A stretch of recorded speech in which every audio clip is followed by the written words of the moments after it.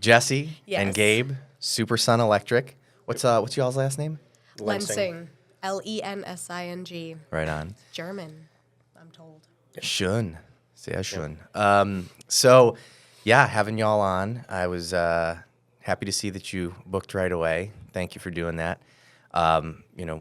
Be having people on, we treat this as not only a real estate podcast, but also as an entrepreneurial podcast. So I'd like to sit down with business owners, chat a little bit about what they've been doing to make their business successful, talk about the wins and the losses, of course. So Supersun Electric, how did it start? Tell me about it. Yeah, man. It is early November 24, so we're a little over a month old now. Yeah, like a month and a half. We've had this idea of opening up a business together probably since we got together 4 years ago. Yeah, probably about 3 or 4 years, and we tried like a little handyman shop 2 or 3 years ago, where I was going and doing all sorts of everything, just all the little like jobs that nobody else wanted, and so it was a nice little niche market. But everybody found out I could do electrical, and we're like, oh, forget everything else, come do my electrical. And I was Gotcha. like, but I'm Master not electrician, licensed right? for that. Well, I am now. Okay. At the time, I was only a residential wireman. I see. And so I was like, I can do it. Like, I've got the skills, but it's not really legal. Gotcha. And so I was like, I can do some things. And as that grew, people just ignored everything else and were like, you're doing Do my more electric. electrical. Yeah, which is good because electrical is really your passion. Yeah. So our LLC started in January of 24, but we didn't really open our doors until mid-September, which is when he passed that master electrician's test, which I'm told is challenging. Was it challenging? It was horrible. Bring that mic a little closer to you. Yeah, I'm going to say Tell him how horrible it was. It is not fun. Like, I do residential service. I've been doing residential service for 4 years. I absolutely love just getting that interaction with the homeowner and like getting to improve their livelihood like immediately, and it's just so much fun. But yeah, I'll say I don't deal with three-phase, which is a lot of what is on the master's test is three-phase motors and transformers and all of this. So it's all different math. Everything residentially is a 2 times multiplier. Everything commercially is a 1.732 multiplier. So I don't even know what he's Right? saying. I'm like, okay, I believe you. I say it's just electrician math. It's the easiest way to explain it, but it doesn't equal evenly. And so I was doing all of my math wrong, and then I was using the wrong charts in the code book because Gotcha. the portion that you need it's like 13 pages for half of the test. But if you use the wrong chart or you pull the wrong number, it completely messes up the entire equation. And now because you have the one wrong, you get the whole wrong answer. And they have one of the answers on it for like D is doing it wrong. And so you're like, I must have done it right because it's right there. But it's not the right answer. So I'm going to translate all that into English. Okay. Basically, to take your master electrician's test, that's the top level of licensing that you can have. So once you Right. have your master's, you can do anything residentially, commercially, industrially. You are a master electrician now. And so with us and with a specialty in residential service, he could tell you residential codes backwards and forwards and upside down, but a lot of what's on the test is absolutely everything that you might need to know Right. about electrical one day. Yeah. So that's why it was challenging. That Yeah. and electrician math. Yeah, and so Gotcha. I got the code portion fine. Like I got that on my first try, but passing the calculations took me a few because again, it's just not something I play with.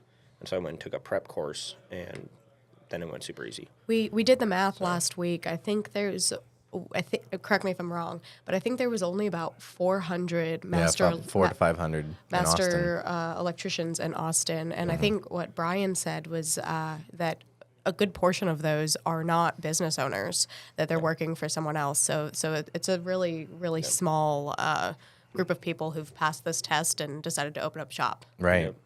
So when you obviously we covered the master electrician portion of it, but prior to that, when you were doing the handyman stuff, I mean, you were an electrician already, but you said just residential. Yep. What made you decide to go through that trade?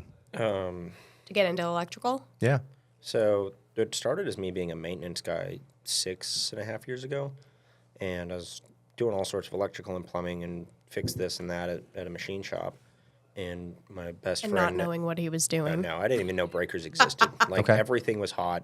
Didn't know breakers existed. Couldn't shut it off. Like Right. It was bad, scary. No, back then I was just like, Sure. 110 won't but- kill you. Yeah, it's fine. It's fine. And so one of my buddies that I played Pathfinder with, because I'm a giant nerd. Okay. What's Pathfinder? Dungeons and Dungeons Dragons, and just Dragons. a newer version. I see. So went and we were playing, and he's like, "You want to come be an electrician? Like, we always need them." I was like, "I've already been getting shocked. I may as well learn why." Yeah. So I got into that, and I mean, day 3, fell in love with it. I was like, "Okay, where can I take this? Like, how do I start my own business? What can I scale this to?" And he was like, "Dude, calm down. You're 3 days in. Like, maybe learn what things are first." Right. And I was Gabe's like, "Now I'm no, ready." like, come on, how do I do the things, right? Like, this isn't hard. It's just bending pipe, pulling wire. This doesn't take a lot. And they're like, "This is challenging for some people." And I was like, "That's cool. It's not for me. Like, how do I get this?" And Well, I think because you Got it. two had grown up doing manual labor. yeah, And, you had said when you are on your first day as an electrician and you show up with your tools and you actually know what the name of tool A versus tool B is, that and how to already use a set screwdriver. you yards beyond what some other Yeah. electricians were Yeah. starting at. Sure. So, Yep. And so it's just, I mean, fell in love with it and played around the commercial space a little bit. Did mid-sized all the way up to high-rises and, I mean, tiny little commercial buildings, and did all of it and just realized, like, the pay's not that great. It's not that much fun. You're out 10, 12 hours a day just, breaking your back trying to do things. And I saw so many guys who were 50 years old still putting tools on every day. I was like, I don't want to be that guy. I just don't. It doesn't seem fun. it and so- definitely takes a specific type of person to go into the construction world Sure. every day. That's hard stuff. So so- you start the business Yep. and, well, the residential repair business Yep. first, but then doing electrical now. Who are we looking for as far as like an ideal client? Obviously, I know there's probably a wide array of people you would work with, Yeah. but what's the kind of ideal? So- Right now, we're doing residential service And in commercial. commercial, residential and commercial service. That was more popular demand than anything else. Yeah, in the North Austin area. So we're targeting homeowners right now Okay. and saying, hey, we're the ones who you call if you have an outlet that's broken, if your lights are flickering, if you want to add a ceiling fan, if you want to add an EV charger. We're the electricians that you call. Those are Gotcha. the service calls. And in the wide world of electrical, there's all sorts of different places you can go. You can go do the big high rises. You can go do new construction. And different electricians like to do different things, but we're really fond of the service work, being able to work customer to, Yeah. us to customer, B2C. There it is. Sure. Yep. So is there like an ideal job you like doing that's electrical? Honestly, my favorite jobs are either like doing a full panel swap just because it adds so much safety to the house. Okay. Like getting rid of the 1980s panel that's outdated. Pacific Electric or whatever? Yeah, FPE. Like FPE. anytime you see that, call Bad. me and we will get rid of it because Okay. it is terrible. But just updating those to newer technologies, even though it doesn't look that different, like it's just better designed. And then lighting jobs. Okay. Because 90% of electrical is designed to be hidden, right? Like nobody actually wants to see it. You're not looking Right. for my wires in the wall. Nobody's really trying to make their switches stand out. Like everything's designed to blend in.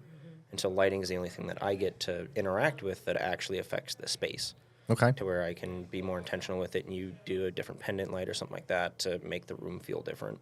Sure. So it's So every time I talk to anybody in contracting, they say there's three things. It's fast, cheap, and what is it? Fast, Yeah, cheap, fast, and cheap, quality. and- Yeah, and you can only Yeah. get 2 out of 3. And you can only get 2 out of 3. Yep. I would envision that it sounds like the quality side of things, you guys you got that down. yeah, I'm not cheap. Right. that's our So not. And we're not cheap, so- I work fast and I do exceptionally high quality work. Okay. It's just one of those that like I was raised with the mentality if you're gonna do it right. Mm-hmm. And then like if you do it once, you never have to touch it again. That's best case scenario as a business owner anyway, because Right. I don't want the recalls.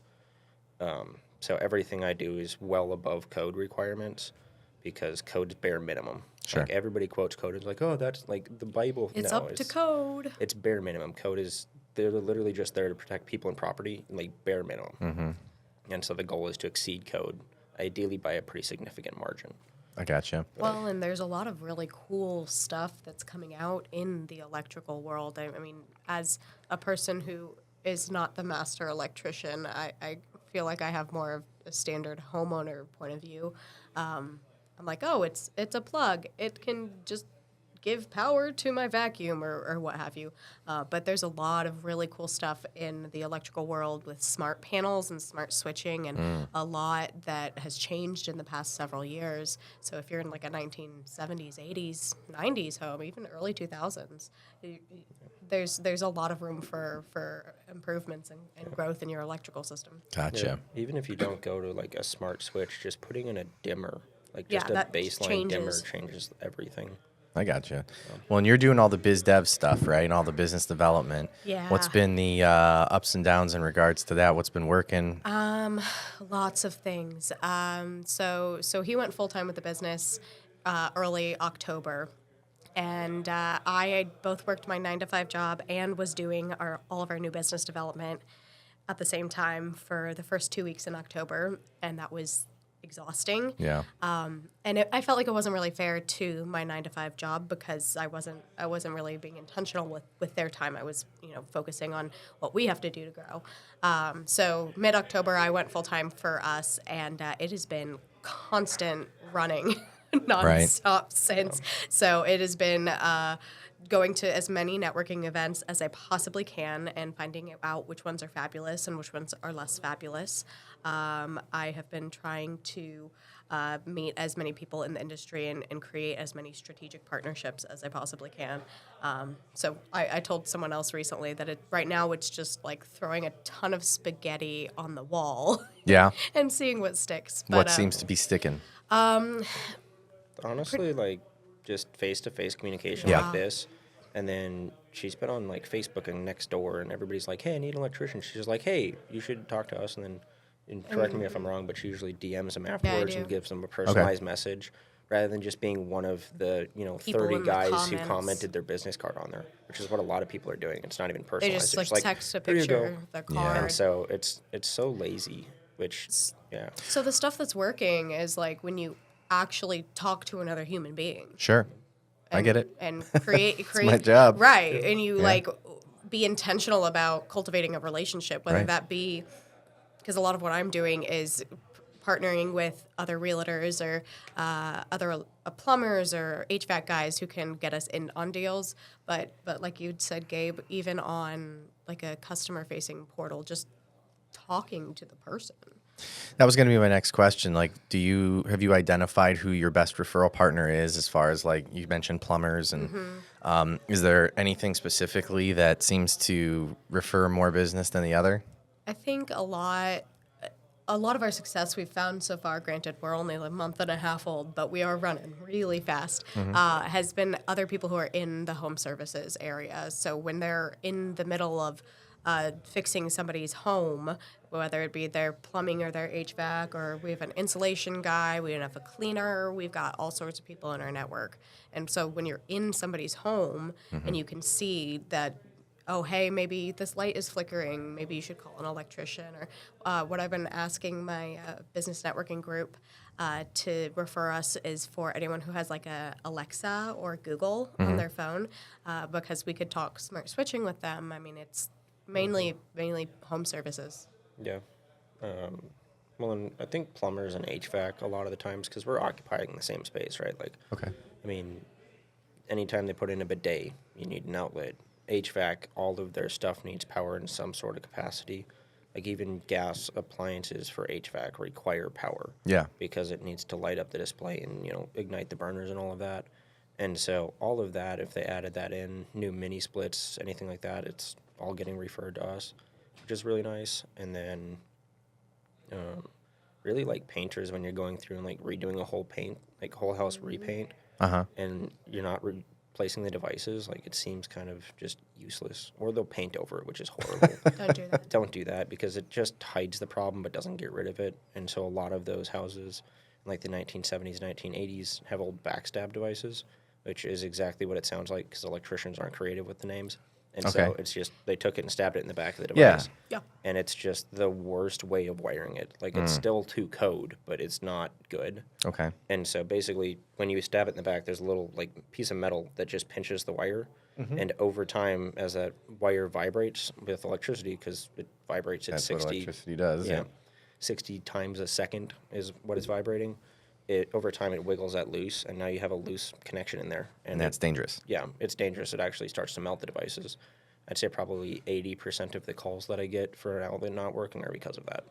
So I have someone that I know that their house just burnt down. Ooh, fun. And it was an I mean, not electrical fun. fire.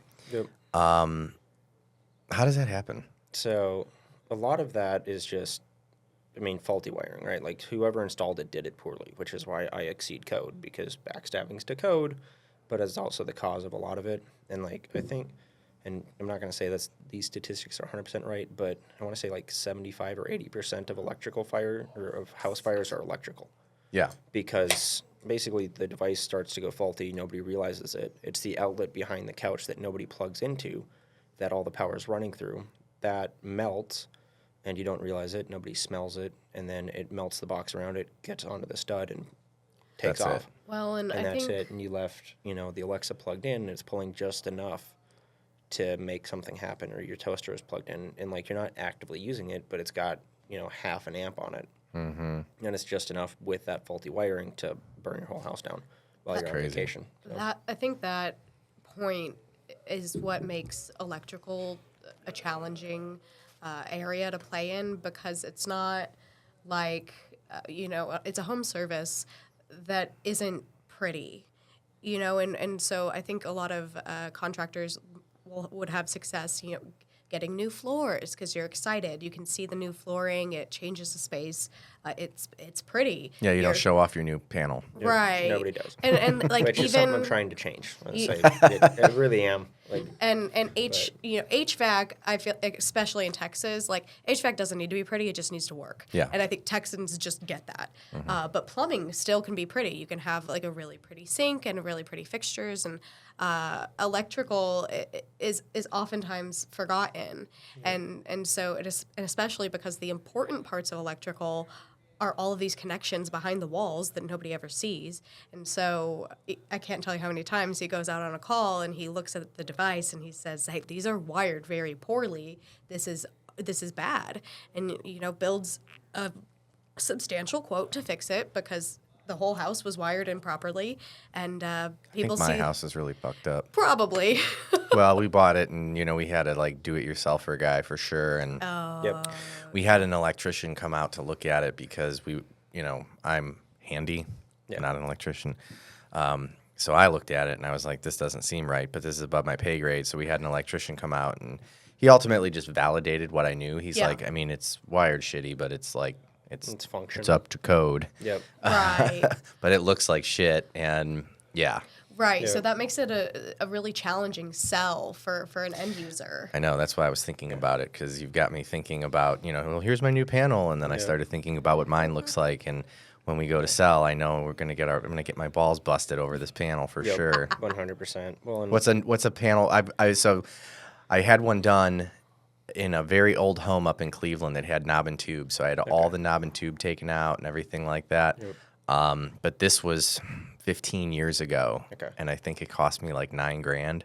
to do the whole remodel. yeah. So with newer codes, basically when I replace the panel, anytime I touch a circuit, I have to bring it up to code. And with that, we have AFCI and GFCI requirements for your panel. So if it's the exterior panel, realistically, if your panel's that messed up, your meter meter base probably is too. And so that's gonna run, and it varies by contractor, obviously.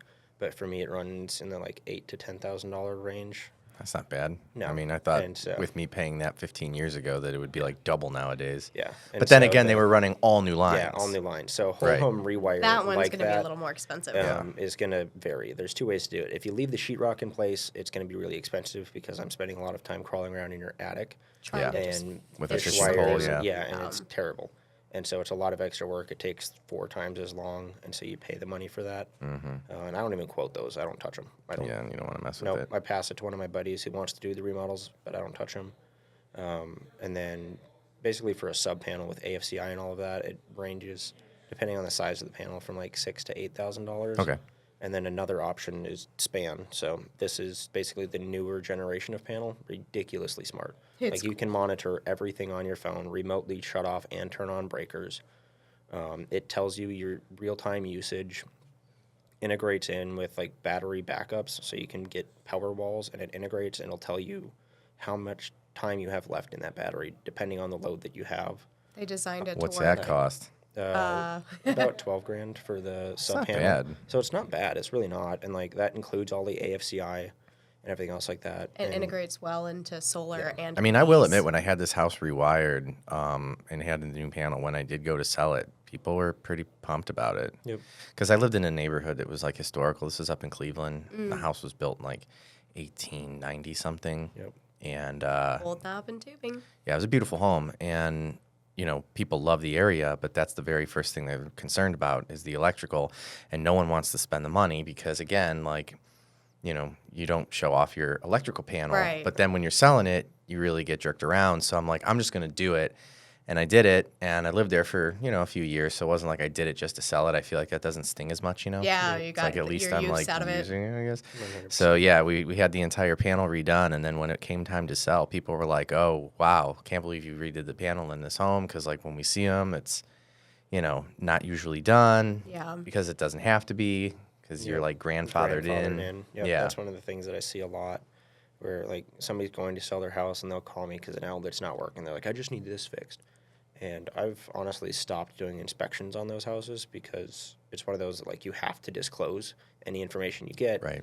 And I'm a lot more strict with what I do than the general home inspector 95% of the time. There's some that are Probably 100% of the time. yeah, and I think I've seen like one or two that were at the same level, but Yeah. I'm looking for ways to make it more efficient, ways that like this is going to fail in the future, not just like, yeah, that meets code. Like I'm looking at backstab and I'm like, you need to get that repaired. You don't have AFCI, you've got neutrals, but it's loose, or like your panel's not pretty. So like if they bent the wires at a 90-degree angle or more, like that can cause issues as Okay. well. And so we want like nice even bends. So I mean, everybody's seen conduit in like a store and stuff like that. You probably just haven't realized it or cared to look at it. No, I'm hip to it. Go ahead. Yeah, and say I'm a nerd like that. So my son at this point will like look at the ceiling and point because I do it all the time. It was really funny. We were hanging out with his parents the other day, and they kept saying, "Why does he point at the ceiling and smile?" And we had to think about it real hard, and we realized because he's an electrician, and whenever he walks into a building, he looks up at the electrical and starts pointing at the electrical. So our 2-year-old now will just look at the ceiling and point. That's Yep. funny. It's really funny, but all of the bends on there are nice radiuses, right? It's not like Yeah. a 90-degree like plumbing. Sure. Because we want that radius for your wire to flow nicely. Right. If it's at like a strict 90, that point on that 90, if you have too much amperage, can actually shoot through. Like if that wire insulation's, like the wiring insulation gets damaged, the wiring or the electricity can jump through that. I gotcha. It ends up being an issue that way. Have you had an opportunity at all to look at some of the like newer build homes? I mean, there's a lot of new builds in Austin, and we see a lot of it. Those And- are his favorites. Okay, so I wouldn't personally, like, off of that, never buy a new build. Mm-hmm. Like, I really wouldn't, just because they're built so bad, especially COVID houses. It is terrible how quickly they were thrown up. Yeah. And, like, there wasn't enough labor to make it happen, because at the time, like, an apprentice could go make $600 a week to sit around and do nothing. And, like, it was a thought that crossed through my head because I was making $13 an hour. Like, I was taking home, $350 a week and out 10, 12 hours a day. Like, it sucked. And you're telling me I can go make twice that to sit on my couch?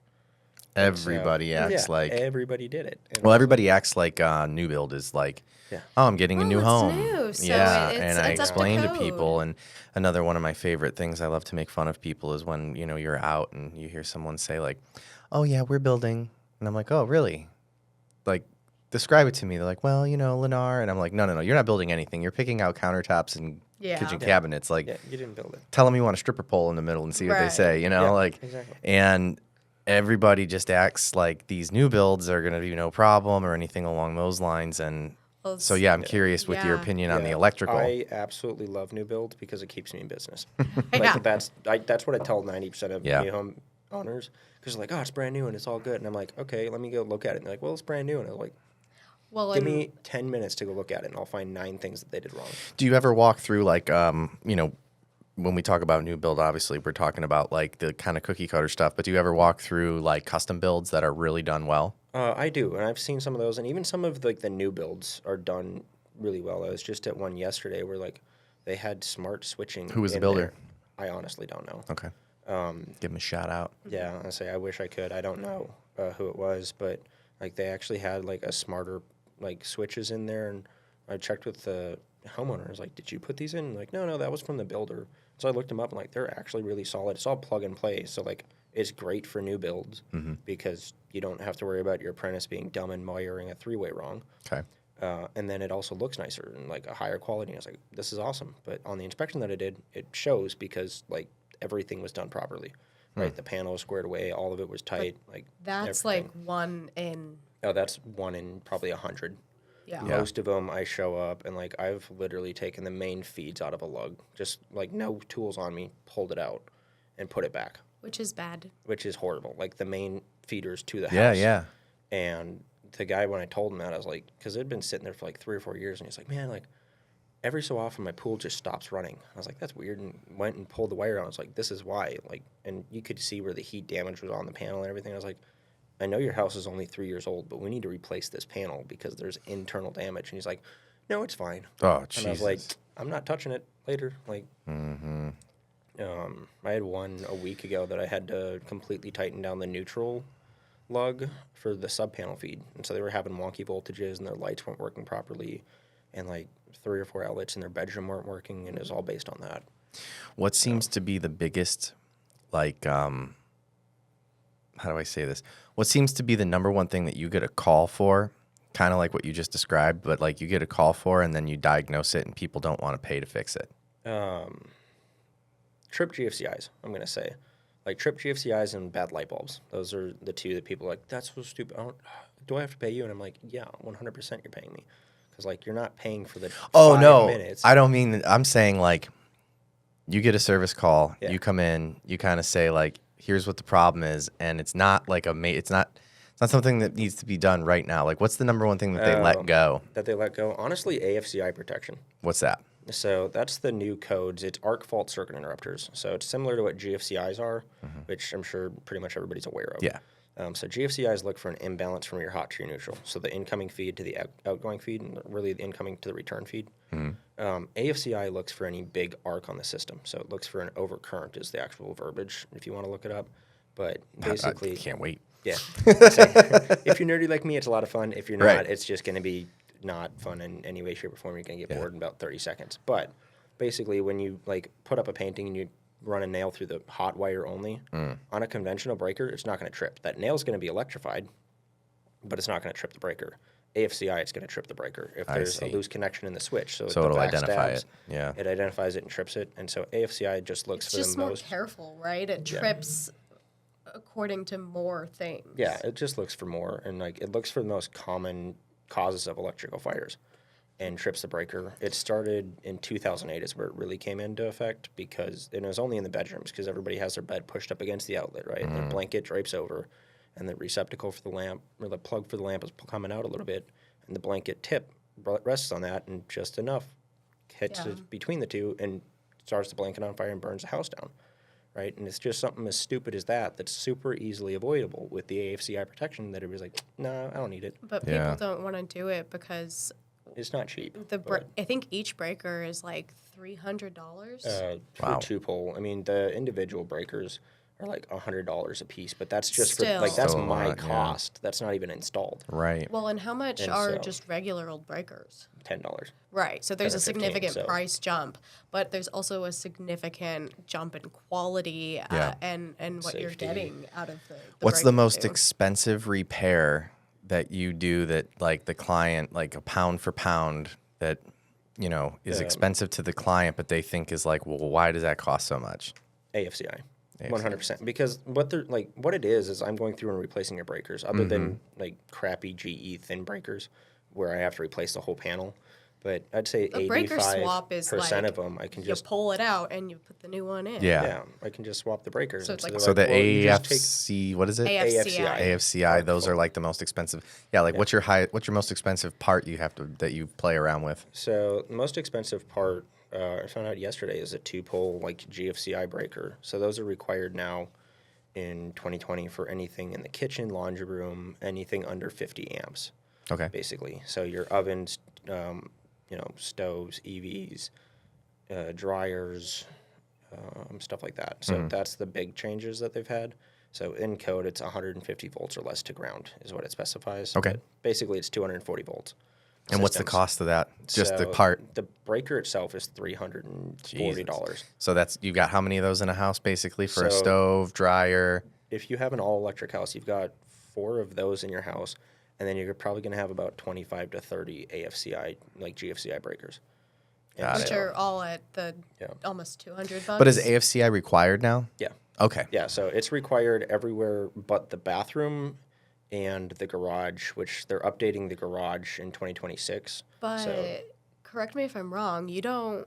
I know when you touch a system, you have to go up to code, but it's up to the code of that house, right? no, so it's up to current codes, but it's only on that circuit.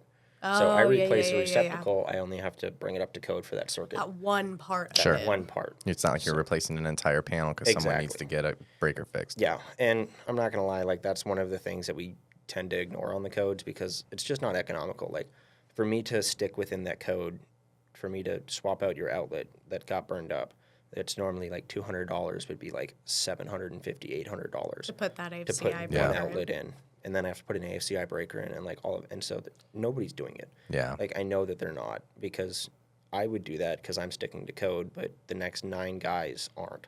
Yeah. And so they're going to go, no, you don't need to do that. I'm just going to swap that outlet. Nobody's going to know. So Oh, who you cares? should tell that story.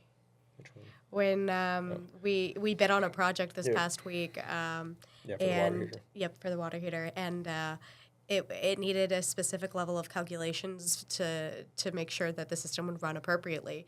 And Gabe did all the math for the man, and he gave it over, and he said, "This is what you need," and he sent him our price, and he reached it back out like a day or two later and said, "Hey, this other guy's going to do it for $650 less." Yep. Gabe said, "All right, do your go thing, with bro." him then."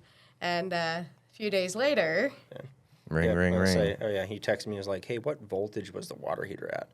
And I was like, that's super weird. Like, what kind of question is that? So I was like, yeah, refer to the plumber who was referring me, right? Like, I'm not, like, I already gave you a bunch of free information. You said you're going with cheaper guys, so get the cheaper result, right? And he's like, no, he came in and did some weird, sketchy stuff. Do you mind, like, coming back and just double checking it? Like, I'll pay for your time for you just to come inspect it. And so I was like, yeah. And, like, I called him and just asked him about it. And he sent me a picture of the nameplate. He's like, you put it on a 30 amp. It's a 12,000 watt heater. It needs a 50 amp or 60 amp breaker by the nameplate, but the voltage dropped, so the electrician math, it needed a 50 amp circuit. So I got there to wire it appropriately, and the guy just disabled half of the water heater. That's how he got away with whatever he was doing. And I was And like, that's there's- so stupid. Like, you just spent $4,000 getting this brand new water heater in a commercial building, and you just disabled half of it so that you could keep the wires the and way they were. that's, I mean, that's an image that we fight every day. Obviously in electrical because that's the industry you're in, but I feel like a lot of other trades combat this where this other guy can do it cheaper. But there's a reason that you went to 7 years of school to get your master electrician's license. You've done so many hours and so many tests and had so many instances where you've had to apply that knowledge. So yes, the other guy's cheaper, but the chances that they know as much or can perform as well or even work as quickly as what you can is slim to none. Yeah. That's awesome. Yeah. What else do we need to know, guys? I mean, make sure you're vetting your electrical contractors. How? So you can look up their licensing on TDLR. So as long as you have their name and their phone number, you can search their license on TDLR, and it'll tell you what level of licensing they hold and past licensing What's they've held. TDLR? Texas Department of Licensing and Registration. Well, and that's the other thing that I was just educating a friend of mine on recently. Because you think, licensed electrician, oh, you should know what you're doing, right? But there's all sorts of Yeah, there's different the levels of levels of licensing. licensing. So, like, Gabe's a master electrician, which is highest level. I technically hold a apprentice card, Yeah. an electrical apprentice license. So I can say I have She's an technically electrical licensed. license, but that doesn't mean I know what Sure. I'm doing. And so there's all sorts of different levels. It goes apprentice, residential wireman, journeyman, and then master. How often would you, or maybe you don't, do you encourage clients to have their like electrical stuff kind of looked at?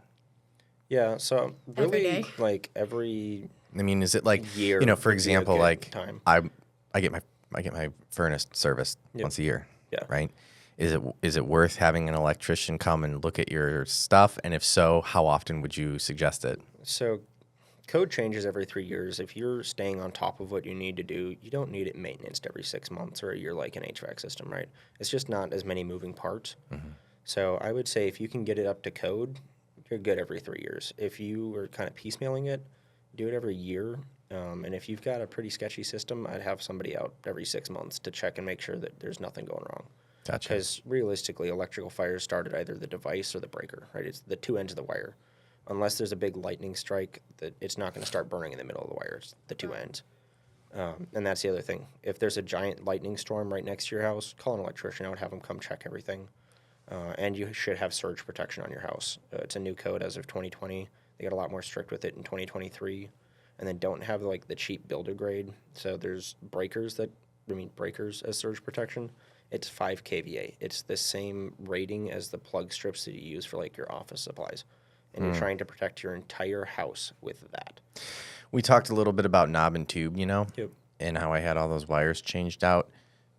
That's not a thing anymore, right? Like, and what I'm saying you're is not like, allowed knob and tube. no. I'm saying like copper wire, for example, is what you guys are using, right? 100%. And I've heard some houses were wired with aluminum back in the day. Yeah. So The house I grew up in was all aluminum wiring. early 1970s to like 1980-ish, they did a lot of aluminum. And a lot of it was just because motors, really Isn't like that 1960s. bad? Yeah, it's terrible.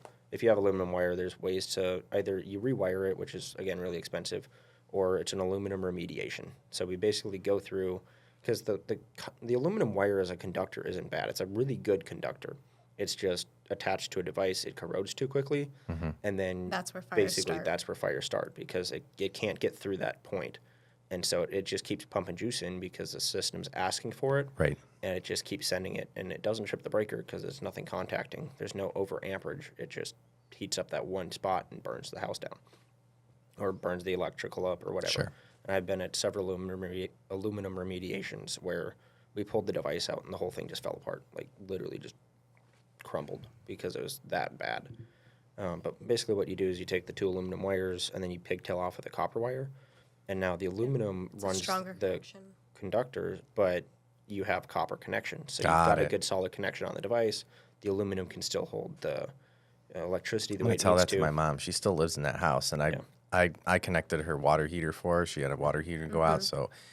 And again, I'm not trying to be that guy. I barely know what I'm doing. I We know all do more. it. I know more than the most, but anytime I'm sitting with contractors, I try to humble myself. So I'm changing out this water heater, and I saw that it was aluminum wire, which I feel like kudos to me because most people don't even know. They think they it's don't tell anything. the difference. And I was like, this is aluminum wire, and I'm like, I'm pretty sure this is really dangerous. And I wish I would have known to like pigtail it off with copper because that's what I would have done. But I just connected it, and I was like, you got to get this figured out. Yeah. Like, this isn't good. I thought she was going to have the whole house, but yeah, I guess you could do the remediation, and then all you're doing is cutting all the lines, putting on copper pigtails, and then hooking them to the devices. You're good to go. Exactly. So Interesting. The Lumicon is what it's called. It looks like a little purple suitcase, so we just call them suitcases. And then also purple wire nuts. So both of those are a UL listed way to do it. So it's Got it. Underwriters Laboratory. They're basically the people that tell us what we can put where. And as long as it's UL listed, it can go there. And so as long as you have the purple suitcase, it's 100% squared away. Insurance companies appreciate it, all that. Yeah, I bet. It's all good. So, Matt, you had asked how to vet out an electrician. Yes. I think one of the important things that will really show a contractor's true colors is when you start asking questions about their quote. And that's something that Gabe really likes to offer as a service just because he's great, is when we're presenting a quote, he'll walk through and he'll explain to you, this line item means this, and that's because of the issue over here. And he's very descriptive with his quotes. And I don't think a lot of contractors are. And so something special we offer, which no one's taken us up on yet. And I really feel like the first time we do this, it's going to be really transformative. We will review our competitors' quotes for free. We don't even have to bid on the project because we care so much about educating you on the electrical space. Well, it keeps you up on what everybody else is doing. that I do too. the same thing. I do the same thing in my business. That's a nice added bonus, but one of the biggest things that we're trying to build our business on is education of the electrical space, right? Because nobody really, like, unless you're a really high-level electrician, nobody really knows what's going on with it, like theory and the such. Because I've met several contractors who don't understand theory, like the electrical theory behind it. I'm like, what are you doing? Like, you have a master's license and you don't know the electrical theory that goes on behind this? And they're like, I don't need it, so I don't do it. So I kind of nerd out sometimes with things like this, and I watched a video on a guy that tried to show a visual of how amps work. Yeah. And I kind of understand it now. And so what he did was he took a big garbage bag and filled it with water and then tied it off. And then it was like he poked a little pinhole in it, and then the water's shooting out, right? And he's like, this would be like your regular, but then then he took like a 5-pound weight and it made the water shoot even harder. Yep. And then he's like, and then if you put a 10-pound weight on it, it's going to shoot even faster. He's like, this is basically like what you're dealing with in terms of like voltage and amps and how it all works, where you're basically just forcing more. The water is the electricity in this analogy, and the weight is, The weight's going to be your voltage, and then the Correct. pinhole's going to be your amperage. Yep. And say that's my favorite explanation. See, I'm kind of a nerd too, I guess. Yeah. I'm watching videos like that because I don't. I mean, again, like we did all the work here ourselves, right? And we didn't have to like do any true electrical. I mean, we're just replacing devices, and so I know it's not rocket science. But I'm doing all of these things, and sometimes I go, I don't really know. Like, I don't like it when I don't understand what I'm doing, when I'm just doing it to do it. Yep. And I know I'm like not doing anything wrong, but I'm like, I don't know how all this shit really works. Yep. So I'll nerd out sometimes. We met do the same thing. Brian a few weeks ago, who also is an electrical nerd, and Gabe and him, gosh. Yeah, you guys are next level. I mean, like I said, guys I'm just changing talk like- fixtures and shit. But when you find another electrical geek, I mean, they are like birds of a feather. Yeah, I'm sure it would put me to sleep. Yeah. I'm pretty confident that we could do that. But Well, and it's just- cool stuff to know, but I care more about the business and media and marketing and how Sure. we position ourselves. And Gabe gets to be the electrical nerd. Well, how do people find you? We are at supersunelectric.com. Why don't you look in the camera and say that? We are at supersunelectric.com. Okay. Our phone number is 737-351-2007. I remembered it. We have on our website also where you can self-book online, which a lot of contractors don't have. Okay. And when you do that self-booking, you can do a 1-hour appointment window, which is also foreign for contractors. Well, and in say the we have a space. 1-hour arrival window. So the That's what I appointment mean, yeah. window is usually about 3 hours long. That's what I mean. But our arrival window is 1 hour. So Do you have rather- a designated business phone? Yeah. Like Yeah. a cell phone? Yep. So it's in my pocket right Because now. I got an idea that I've been actually came up with Brian. Yeah? And I don't know how we're going to figure this out, but we think it would be a good idea if you have a dedicated business line to allow for your clients to track you. We do so that Yeah, so like our- so they know you're coming. Yep. we so do our that CRM right now. that we use That's cool. sends an email notification when the appointment's booked, and then sends them when we're on our way. They're able to log in and track it. Watch them drive. Yeah, like watch your you can technician watch it drive on to you. GPS. I thought I and was track onto it. something. Yeah, so like it's really take solid credit. that way. And then my idea. inside of our system, you also get access to all of your quotes. So rather than the conventional system where like I show up and give you 3 quotes, I email them to you, you lose it, right? It's just gone, and then you either have to search back for 5 months because you forgot about it for that long. Right. You can just log into our system, and it shows you all the quotes. It shows you all the pictures we took. It shows you the invoices that you have with us. So in the case of businesses, right, rather than having to keep it all filed, it's all right there for you. Yeah, the customer portal is pretty fantastic. It's incredible. I love it. Well, I feel like we're going to get a lot of good clips out of this, and obviously the podcast itself is always fun to watch, but the true magic is in all of the shorts and stuff that we do. You guys have your TikTok and all that ready? Yep. Because Yeah, you'll have all of the she's- stuff. She is Yeah. on all Oh, of yeah. that. Yeah. So. I was going to pull out my fancy schmancy Show magnet. to the camera. We've got them all over the office. They're everywhere. Yep. Yeah, it's so we've our been QR giving code out- goes to our website. There you go. And we leave these. It's a good leave behind, and brightening your life is our motto. Message in the comments if you want one. They'll send you Yeah. a magnet. Heck yeah. 100%. Send us your address and your number and email and name. There it is. Well, I appreciate y'all's time. Thanks. It was fun being here. Yeah, same. Likewise. Take care.